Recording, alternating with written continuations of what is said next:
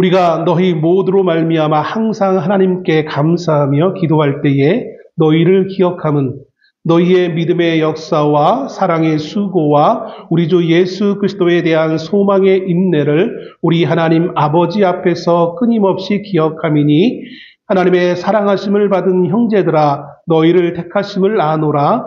이는 우리 복음이 너희에게 말로만 이른 것이 아니라 또한 능력과 성령과 큰 확신으로 된 것임이라.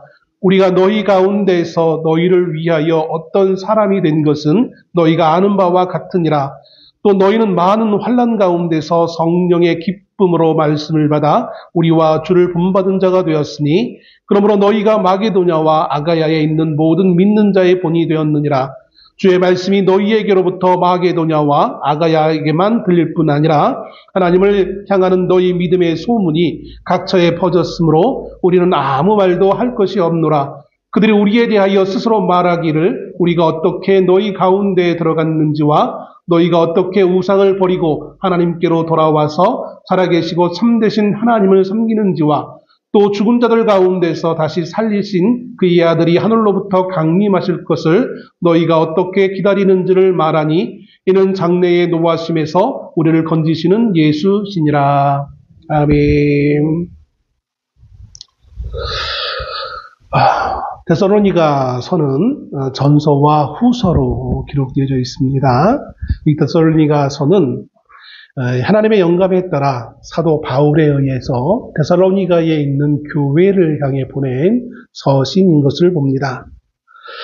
이 데살로니가라는 지역은 오늘날로 얘기한다면 그리스라는 나라의 북부 지역에 있던 도시였습니다. 이 도시에 사도 바울이 복음을 전하기 위해 2차 전도 여행 중에 이 데살로니가라는 지역에 도착합니다. 그리고 그곳에 마침 유대인들이 모인 회당이 있어서 그 회당에 들어가 3주 동안 하나님의 말씀을 전하면서 많은 사람들에게 은혜의 말씀을 끼쳤던 것을 보게 되어집니다. 사도행전 17장 2절에 보면 바울이 이 회당에서 복음을 전할 때에 이렇게 기록합니다. 경건한 헬라인의 큰 무리와 적지 않은 귀부인도 고난을 받고 바울과 실라를 따르나라고 표현합니다. 아마 기간은 길지 않았지만 사도행전 17장을 통해서 보게 되어지면 큰 헬라인의 큰 무리라고 했던 것을 보면 상당히 많은 사람들이 바울을 통하여서 증거되어져 있는 이 복음을 호의적으로 잘 받아들였던 걸로 보게 되어집니다.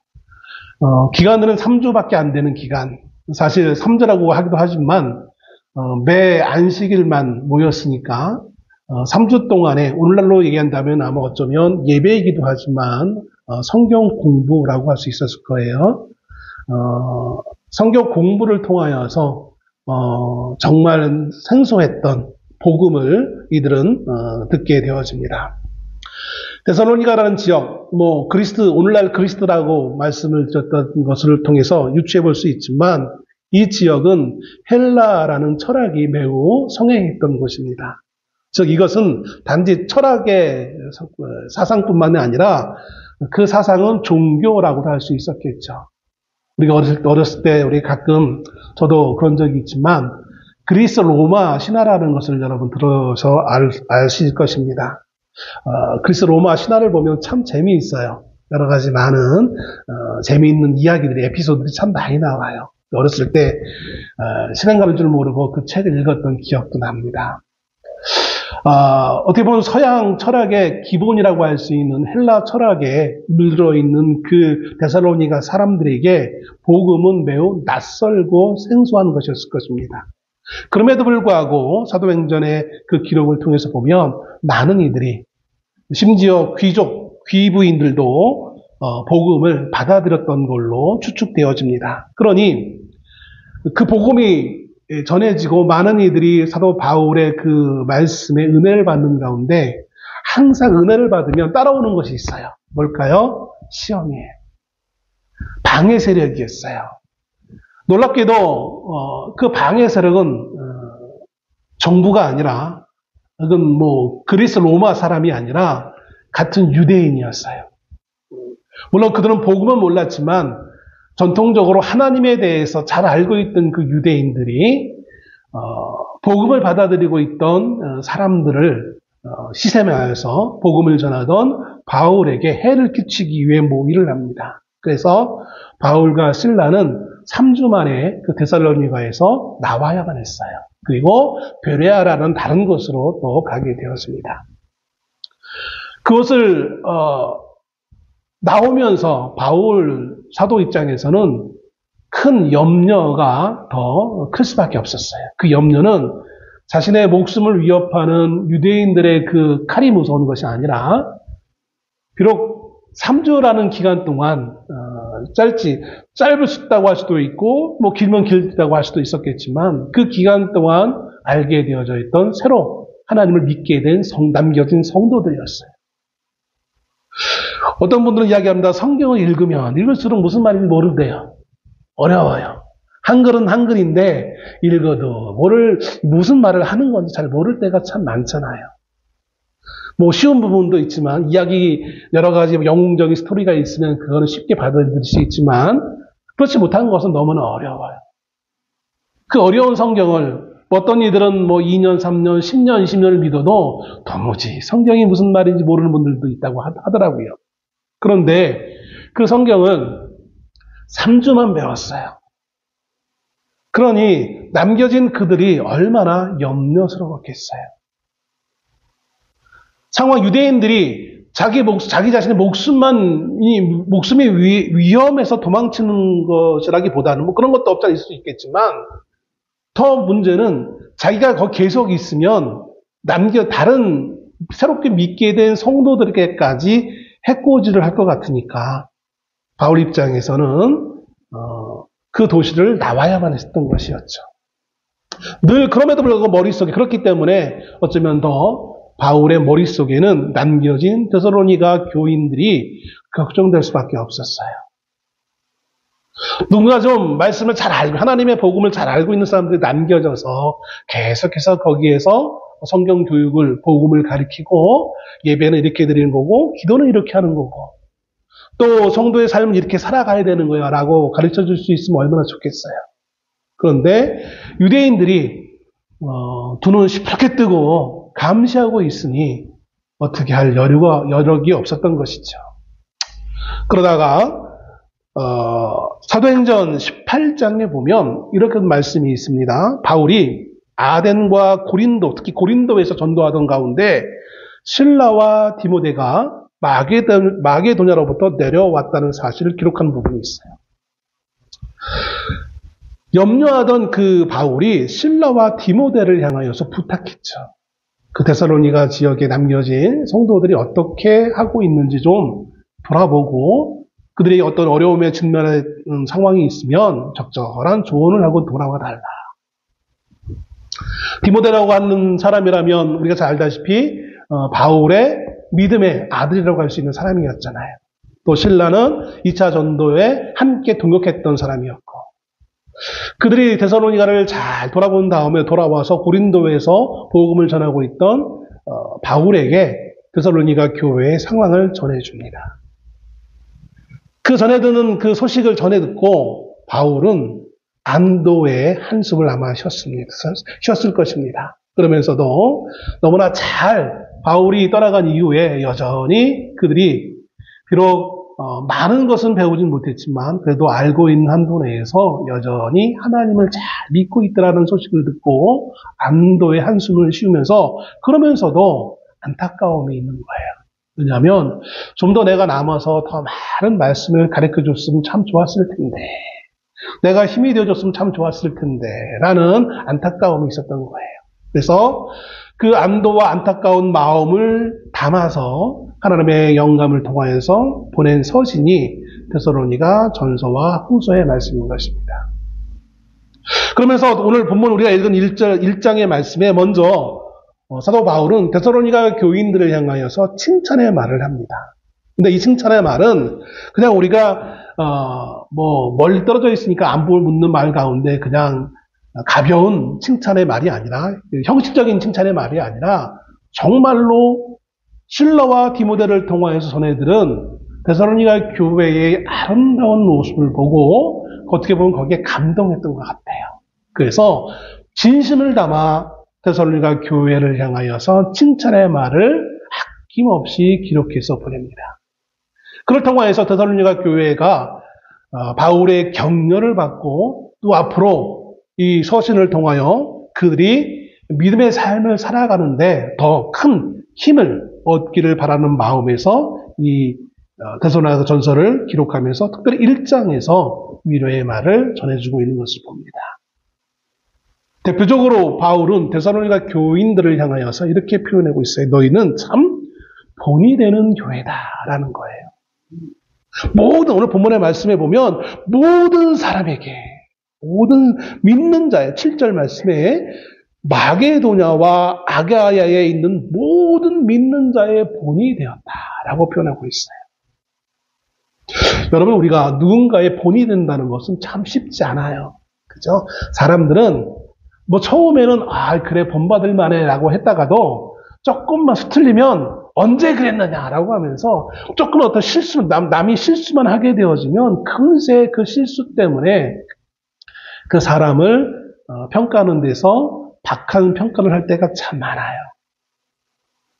특별히 앞에 선 사람일수록 그런 경우가 참 많은 것을 보게 되어집니다. 그런데 겨우 3주 동안 하나님의 말씀을 배웠던 이 데살로니가 교인들이 얼마나 아름다운 믿음의 삶을 살았는지 바울은 모든 믿는 자의 본이 되었다라고 하는 거예요. 여러분, 주님의 이름으로 권하건대 여러분도 모든 믿는 자의 본이 되는 삶을 살 수 있는 주의 성도 되시기를 주의 이름으로 축원합니다. 그러면 이들이 어떤 삶을 살았기에 과연 바울을 통해서 이런 평가를 받게 되어지고 말씀에 기록되어져서 오늘 우리에게까지 전달되어지는가? 사실 본이 되는 것이야말로 아름다운 것이고 영광되어진 것일 것입니다. 오늘날 한국 교회에 이런 본이 되는 사람이 참 많을수록 좋은 건데 그러지 못한 부분이 있어 너무나 안타까워요. 그래도 한국 교회가 부흥할 때만 해도 80년대까지만 해도 교회 하면 교회를 다니지 않는 사람이라 할지라도 교회에 대해서 인정해주고 성도들에 대해서 인정해줬잖아요. 지들끼리 모이기는 하지만 그래도 본받을 만한 점이 있지 이랬단 말이에요. 근데 지금은 어때요? 얼마나 교회와 교회를 믿는 성도들에 대해서 평가절하를 하고 또 안 좋은 표현을 하고 있는지 몰라요. 왜 이런 현상이 일어날까요? 물론 세상이 약해서 그래 라고 할 수도 있겠죠. 근데 저는 그거보다는 본이 되는 사람과 본이 되는 교회가 없기 때문이 아닐까라는 생각을 해보게 되었습니다. 한국 교회가 모이기는 열심히 모였어요. 기도 안 두고 열심히 기도했어요. 그런데 문제는 본이 되지 못했다라는 거예요. 믿음의 사람이라면 그래도 뭔가 좀 달라야 되는데 다른 부분이 없다라는 것이죠. 교회를 다녀도 교회를 다니지 않는 사람과 큰 차이가 없어요.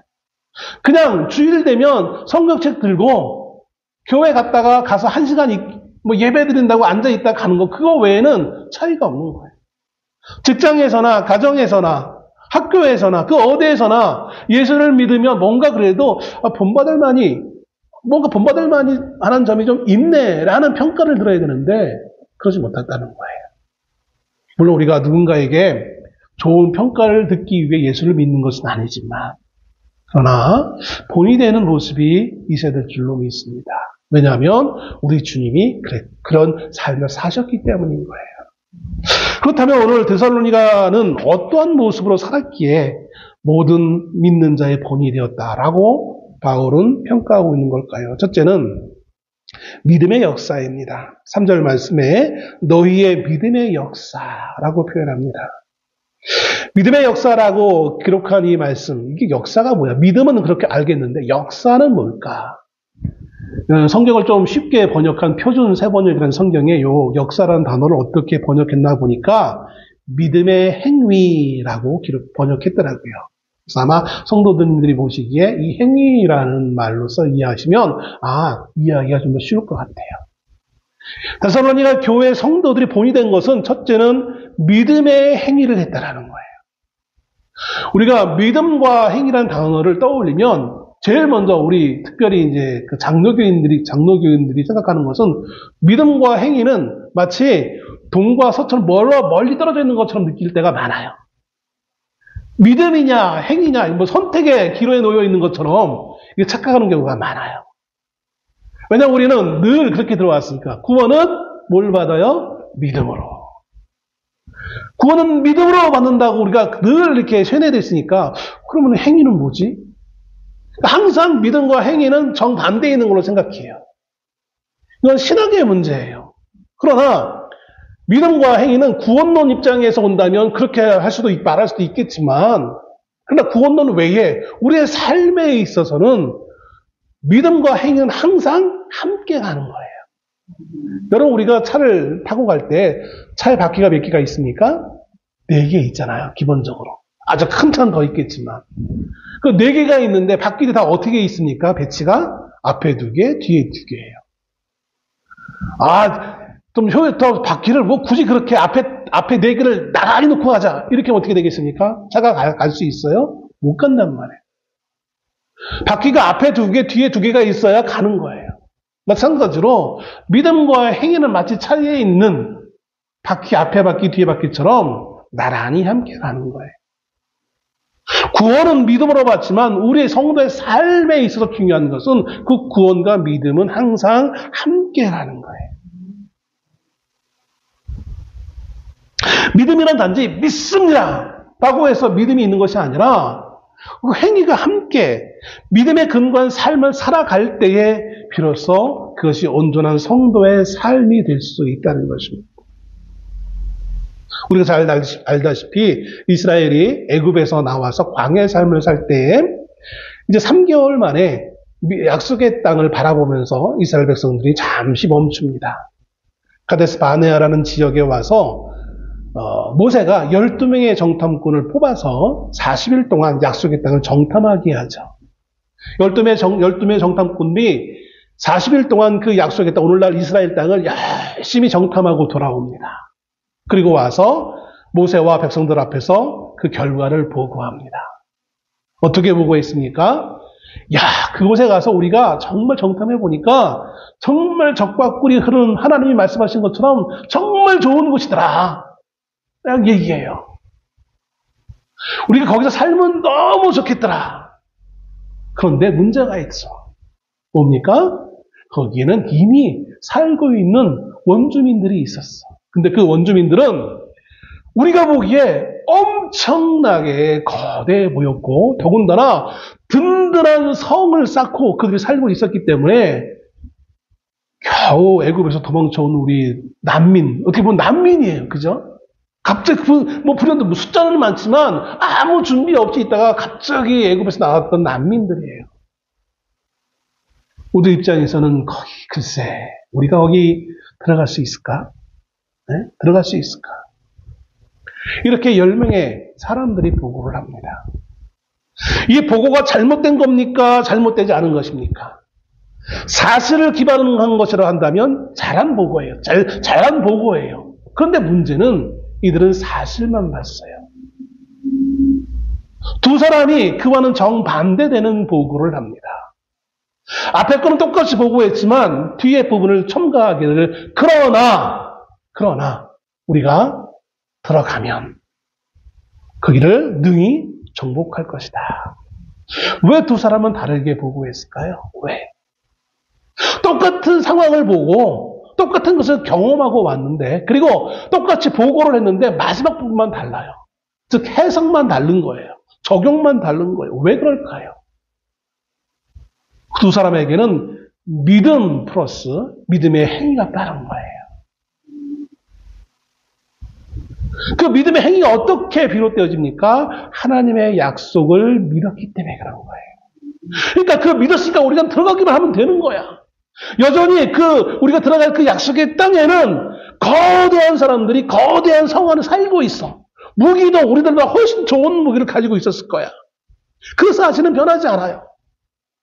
그런데 거기에 그 현실을 뛰어넘은 더 위대하신 하나님의 약속이 있기에 그 약속을 믿는다면 하나님의 명령대로 거기에 발을 딛고 들어가기만 하면 된다라는 거예요.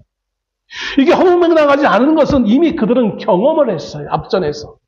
어떤 경험을 했습니까? 애굽에서 나올 때에 홍해를 경험했어요. 그들의 앞을 막고 있던 그 홍해에 그들의 발을 딛고 섰을 때에 그 홍해가 갈라지고 그들이 그것을 능히 건너갈 수 있었던 것을 보게 되었습니다. 믿음에 이미 앞선 경험이 있었어요. 그대로 그 경험을 가지고 이제 가나안 약속의 땅도 들어가면 되었던 것이었어요. 그런데 그들에게 믿음은 있노라고 하면서도 그 행위가 수반되지 못하는 어리석음을 보게 되어집니다. 그들은 나가기 싫었어요. 왜? 현실에 거대한 장벽이 있기 때문에. 믿는 백성이라고 그들 스스로를 평가할 수는 있겠지만, 자랑할 수 있었겠지만, 그러나 그들은 믿음의 백성이라고 말은 하지만, 번지르하게 말은 하지만, 그 믿음대로 삶을 살아가는 데 있어서는 현실에 거대한 장벽이 있었기에 그것을 행위로서 옮기지 못하는 것을 보게 되었습니다. 여러분, 우리도 마찬가지예요. 이스라엘의 사람들이 믿음이 없어서 그랬지, 하면서 그들을 비난할 자격 우리도 없어요. 우리도 마찬가지잖아요. 우리도 한 주간의 삶을 살아가면서 우리 앞에 있는 수많은 현실적인 문제들이 있어요. 그리고 그 문제를 직면했을 때 우리는 근심하며 염려하며 걱정합니다. 근심과 염려, 걱정 자체는 문제가 안 돼요. 근데 문제는 뭐냐면 그 근심과 걱정과 염려 때문에 전진해 나아가는 삶을 살지 못한다는 거예요. 포기한다는 거예요. 자포자기한다는 거예요. 무너진다는 거예요. 그럴 필요 없어요. 하나님이 우리를 구원하시기에 우리의 주인 되신 하나님이 우리와 나와 함께 하시기에 내 앞에 있는 그 문제가 있지만 있는 거 당연해요. 믿는 사람으로 해서 모든 문제가 없는 것은 없어요. 성경 그 어디에도 믿는 자에게는 아무런 문제가 없을 것이다 라고 말씀하시지 않았어요. 여전히 문제가 있고 고난과 고통과 환난이 있는 거예요. 그러나 그 고통과 고난과 환난과 어려움이 있지만 그보다 더 위대하신 하나님이 계심을 우리가 믿고 우리가 삶을 살아갈 때 포기하지 않고 삶을 살아갈 때 하나님은 능히 그것을 이기게 하시는 전능하신 분이심을 우리는 확인해 볼 수 있을 것입니다. 데살로니가 교회 성도들이 그랬던 거예요. 3주 동안 그게 보면 속성반이에요. 속성반. 3주 동안 하나님의 말씀을 배웠으니 얼마나 많이 배웠겠어요. 사실. 오늘 현대인들 그래도 교회 한 10년, 20년 다녔으면 들은 풍어리도 있는데 얼마나 많이 우리가 성경을 많이 읽고 듣고 알고 있겠습니까? 그때 당시에는 이 성경도 없었어요. 아직 성경이 기록되지도 않았단 말이에요. 그럼에도 불구하고 그들은 배운 바대로 믿음으로 행위를 수반하는 그 삶을 살았다라는 거예요. 그러면 그들의 그 믿음의 행위는 어떤 것인지 좀 구체적으로 좀 그게 도대체 뭐예요? 많은 것이 있었겠지만 오늘 성경은 성경에 딱 한 가지를 좀 말씀해 주고 있어요. 그게 뭐냐면 9절 말씀에 중반쯤에 이렇게 표현하고 있습니다. 너희가 어떻게 우상을 버리고 하나님께로 돌아와서 이게 믿음의 행위예요. 대표적인. 뭐를 버리고 왔다고요? 우상을 버리고. 그게 뭐야? 라고 할지 모르겠어요. 그러나 그때 당시의 사람들 입장에서는 우상을 버린다는 게 쉽지 않아요. 지금은 이제 우리가 기독교가 들어온 지 꽤 오래가 돼서 3대, 4대까지 이제 믿은 연수가 3대, 4대까지 이제 아마 그런 집안도 있는 걸로 알고 있습니다. 그런데 그럼에도 불구하고 처음 예수를 믿는 사람이 있을 때 그 가족의 반대가 얼마나 심합니까? 그죠? 아마 나이 드신 분들은 처음 믿은 분들은 처음에 청년 때 어렸을 때 믿었던 분들은 그런 경험 한두 번씩 했을 거예요. 그런데 이건 단지 그런 집안에서의 어떤 부모의 반대가 아니라 그 데살로니가 지역에서 우상을 버린다는 것은 모든 경제적 활동이라든지 또 사람과의 교제 가운데 살아가는 그 모든 것들에 큰 위협을 받을 수밖에 없는 거예요. 어느 지역에 우리 식으로 얘기하면 다 불교도였어요. 누구나 다 불교 믿는 그 마을이었어요. 그런데 그 마을에 갑자기 예수 믿는 사람이 한 사람 생겼어요. 그 마을에서 그 사람을 어떻게 볼까요? 어떻게 보겠습니까? 아마 상당히 많은 따돌림을 당하지 않을까요? 예전에 그런 말을 했던 기억이 있어요. 우리 선배 목사님들이 믿는 사람 집에 가서 장사를 하면 믿는 사람 가게에 가서 물건 좀 팔아주라고. 그때는 우리는 당연히 십시일반이고 그 당연한 걸로 생각했어요. 또 나중에 믿지 않는 사람들이 뭐라고 얘기했냐면 저 예수쟁이들은 지들끼리만 먹고 산다고. 지들끼리만 이렇게 팔고 사고 하지 옆에 있는 사람들은 힘드는데도 돌아보지도 않는다고. 사실 우리는 당연한 거였거든요. 믿는 사람을 가게에 가서 물건을 팔아주는. 근데 믿지 않는 사람들이 어느 날 갑자기 지들끼리만 똘똘 뭉치는 아주 나쁜 그런 모임이라고 이렇게 평가하는 소리도 없잖아 들렸던 것을 보게 되었습니다. 이런 평가뿐만 아니라 이건 단지 그냥 우리가 보편적인 현대 사회에서 그럴 듯한 어떤 그렇게 한 귀로 들었고 흘려버릴 수 있는 뭐 어렵지 않은 얘기를 하지만 그러나 이 당시 이 데살로니가 지역에 있는 그 당시는 그냥 가볍게 여기고 넘어갈 만한 상황이 아니었던 거예요. 모든 사회 구조가 같은 종교를 가지고 같은 생각을 해야 그래도 피해 없이 돌아갈 수 있는 그런 상황이었어요. 그런데 오늘 갑자기 우리는 그 모든 우상을 섬기지 않을 거야. 끊어버리고 나는 하나님을 섬기고 예수님을 믿을 거야 라고 했을 때 주변으로부터 오는 수많은 조롱과 또 눈치와 또 어떻게 보면 보이는 그런 보이고 보이지 않는 그 따돌림의 현상들이 얼마나 많았겠어요. 그리고 아마 그들 마음속에는 그런 것도 있고 우리 인간의 가장 기본적 욕망이 뭐냐면 내가 잘 사는 거예요. 이스라엘의 역사에 수많은 우상을 섬겼던 이유가 바로 거기에요. 하나님을 섬기는 건 좋은데 옆에 보니까 하나님만이 아니라 다른 것들도 많이 섬기네. 저들을 보니까 우리보다 잘 사네. 그럼 어떻게 해요? 저들이 잘 사는 비결이 뭘까? 아마 신을 더 많이 섬겨서 다다익선이잖아. 그래가지고 뭐 우상을 많이 섬기는 그런 역사가 이스라엘도 분명히 있단 말이에요. 그러니 데살로니가 사람들이 언제부터 하나님을 알았다고 하나님을 섬기기 위해 우상을 버린다는 게 이게 쉽지만은 않은 거란 말이죠.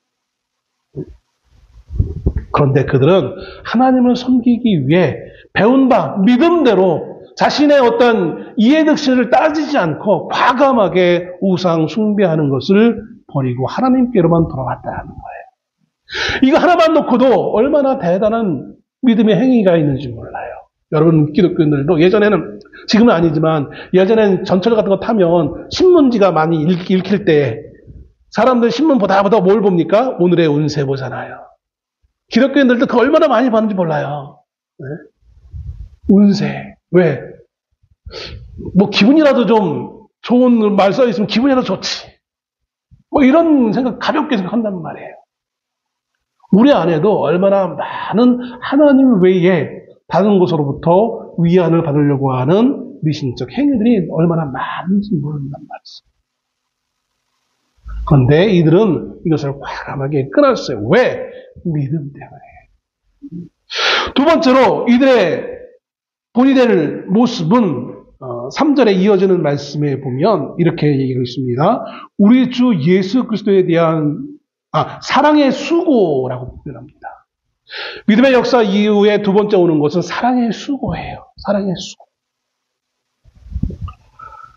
사랑의 수고가 뭐냐? 역시 9절에 보면 이렇게 표현합니다. 9절 마지막 절에 하나님께로 돌아와서 살아계시고 참되신 하나님을 섬기는 것, 섬기는 자. 이들은 하나님을 섬기는데 그냥 섬기는 것이 아니라 사랑의 마음으로 하나님을 섬기는 거예요. 우리가 젊었을 때 누군가를 사랑하면 그 사랑하는 사람을 자꾸 만나기를 원하잖아요. 만나다 보니까 이제 어떻게 합니까? 결혼까지 하게 되어지는 거예요. 사랑하지 않으면 만날 필요도 없고 결혼할 필요도 없겠죠. 사랑하기에 하나님을 섬기는 거예요. 하나님을 섬기는 가장 대표적인 것은 뭡니까? 예배하는 거예요. 왜 우리는 주일마다 아침에 일어나서 남들은 편히 쉬고 있는 그 순간 왜 우리는 아침에 서둘러 일어나서 몸단장하고 교회에 옵니까? 그 시간 집에서 더 누워서 또 잠을 더 잔다든지 아니면 다른 어떤 누군가를 만나든지 뭔가 더 재밌는 일을 할 수 있는데 왜 그렇습니까? 하나님을 사랑하기 때문에.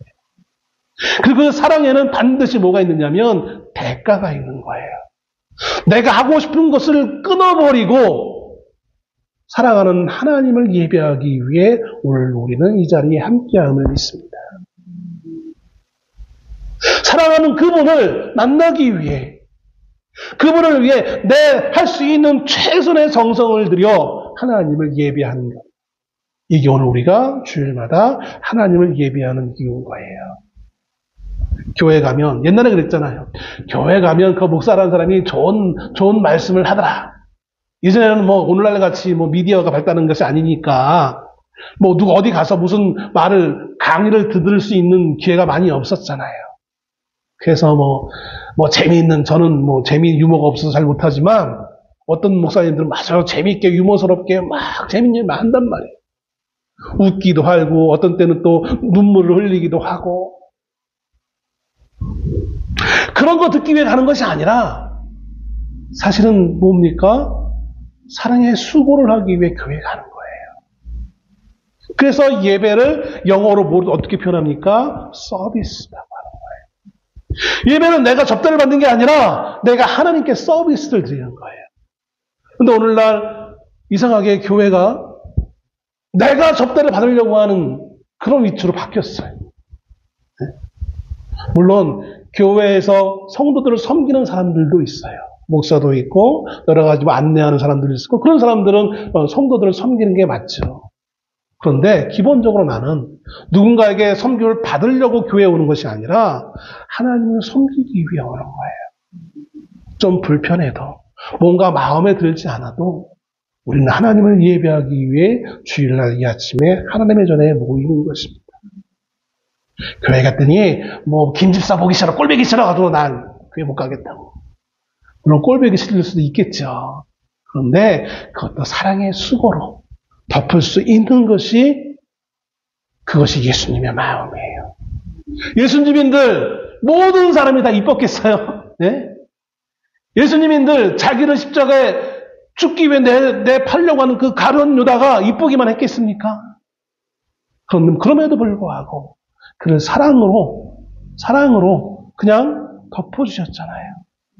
자기를 향해 조롱하고 십자가 그 밑에서 그렇게 험담하고는 그들을 향하여 마지막에 하나님 저들을 용서해 주옵소서.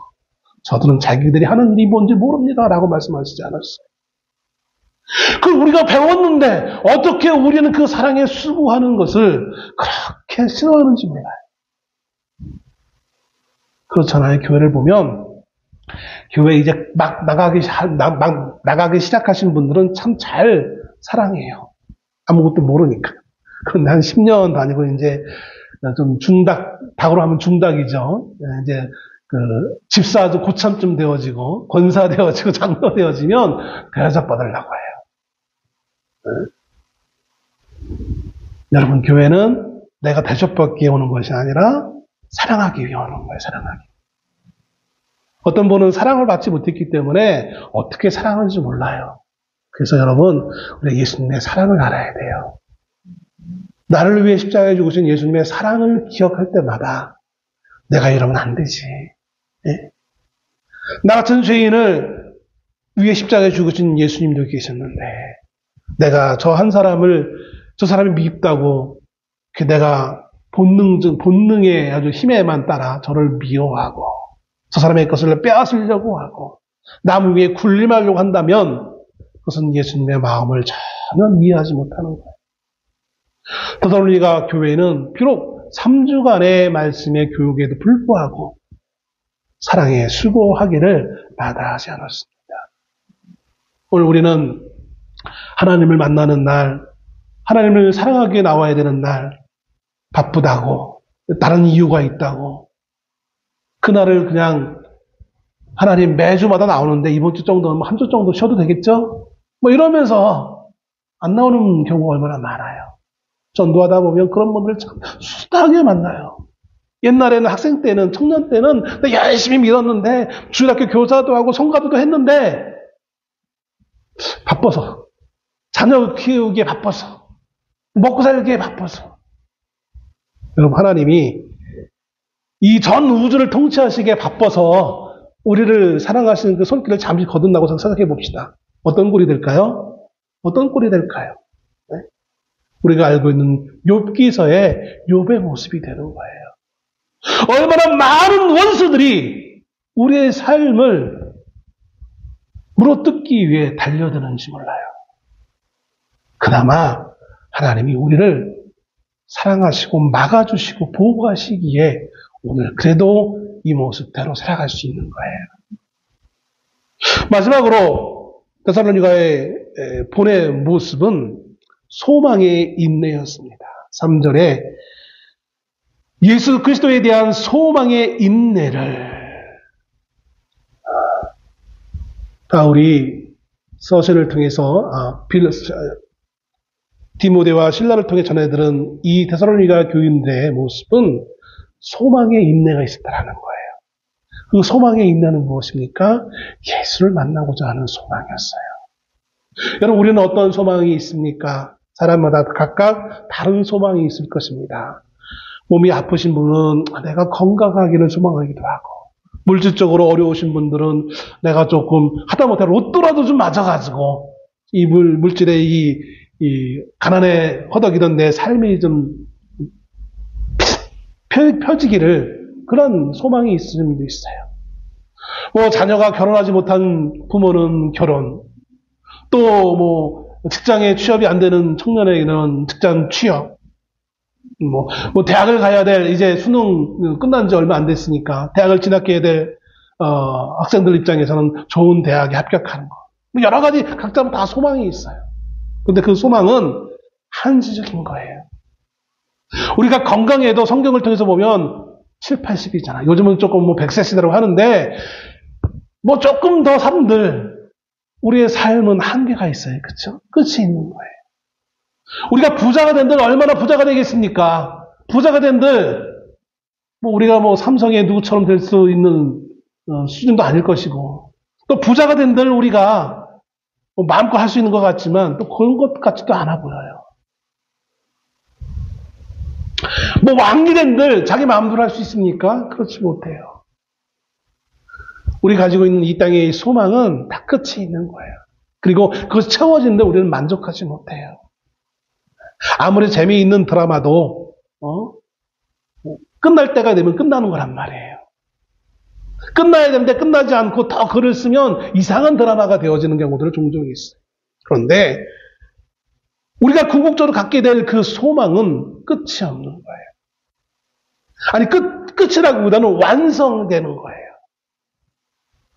재림하실 예수 그리스도를 만나는 그 순간, 우리의 소망이 채워지는 그 순간, 우리는 영원히 끝나지 않는 아름다운 드라마 가운데 우리가 주인공이 되어서 살 수 있는 거예요. 그러기에 오늘 우리는 이 땅의 삶이 어떠하든지 간에, 부자든지 가난하든지 건강하든지 건강하지 못하든지 간에 우리가 궁극적 동일한 소망을 가질 수 있는 내용은 그리스도 예수의 다시 오심이란 말이죠. 그리고 그 예수 그리스도 다시 오실 것을 기다리는 자에게 반드시 필요한 것이 있는데, 그게 뭐냐면 인내라는 거예요. 인내. 데살로니가 교회 성도들은 예수를 기다리는데 그냥 기다리는 것이 아니라 인내함으로 기다립니다. 오늘날 성도들에게 필요한 것은 바로 이 인내입니다. 예수님이 언제 오실런지 분명히 약속은 하셨어요. 오늘 올런지 내일 올런지 몰라요. 좀 알면 얼마나 좋을까라고 생각하시는 분들도 있지만, 글쎄요, 안다면 우리가 정말 행복할까요? 우리의 욕망이 있는 우리 인간을 보면 그렇게 마냥 행복하진 않을 것 같아요.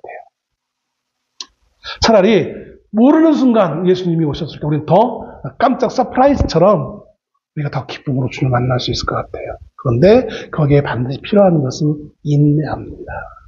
인내하지 못하면 예수님을 만나는 그날까지 우리가 견딜 수 없어요. 여러분, 오늘 이 데살로니가 교회가 가지고 있었던 믿음의 역사와 사랑의 수고와 소망의 인내가 오늘 모든 믿는 자의 본이 되게 했던 이 데살로니가 교회처럼 오늘 우리에게도 이 세 가지의 것이 바로 나의 것이 되어짐을 통하여 모든 믿는 자들에게 본이 될 수 있는 삶을 사시는 여러분 되시길 주의 이름으로 축복합니다. 이것이야말로 가장 아름다운 것이고 이것이 주님 만나는 그날 가장 아름답게 꽃피우고 자랑거리가 되리라 믿습니다. 기도하겠습니다.